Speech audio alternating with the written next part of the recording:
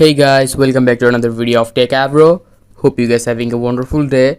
In this video I'm going to show you how can you hide a song on Spotify. So to hide a song, at first just launch your Spotify app.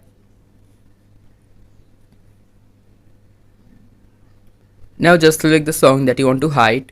You can select the song from your artist, or you can just search for the song in the bottom second option search bar. I'm just randomly hiding this song. Now in this song, here you can see beside name there are two icons, which is minus and plus. If you click on this minus icon, the song will be hidden. Here you can see hidden in Balam.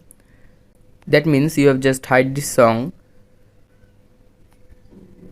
You can just click on this minus icon and you can just hide this song very easily. So guys, that's how you can hide song on Spotify. Hope you find this video helpful. If you find it helpful, then give a thumbs up and don't forget to subscribe the channel. Thank you very much for watching the video.